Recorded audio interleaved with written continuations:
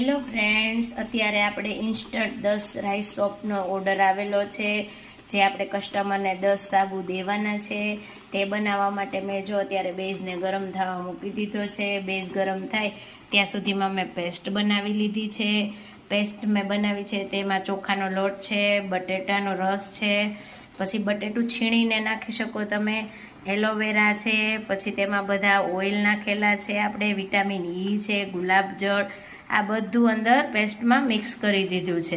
હવે આ બેઝ ઓગળે પછી આપણે તેમાં એ પેસ્ટ નાખશું. હવે તમે જોઈ શકો છો આપણો સોપ બેઝ સરસ મજાનો ઓગળી ગયો છે. થોડી વાર આપણે તેને ઓગળવા દઈએ. હવે તમે જોઈ શકો છો આપણો સરસ મજાનો સોપ બેઝ ઓગળી ગયો છે. તો હવે જે આપણે ચોખાની પેસ્ટ બનાવી હતી બટેટાની, તે અંદર આપણે એડ કરીશું.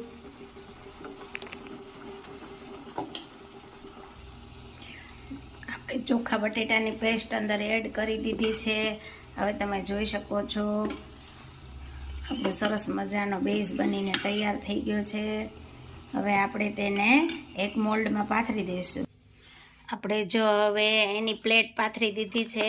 હવે તેમાં આપણે રાઈસ પોટેટો સોપ ભરશું. તમે જો કેટલું સરસ લાગે છે મિશ્રણ, તો આનો સાબુ કેટલો સરસ બનશે તમે જોઈ શકો છો.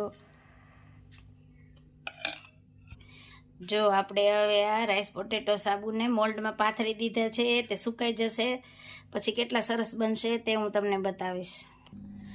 જો આપણા રાઈસ પોટેટો સાબુ બનાવ્યા હતા તે બની ગયા છે.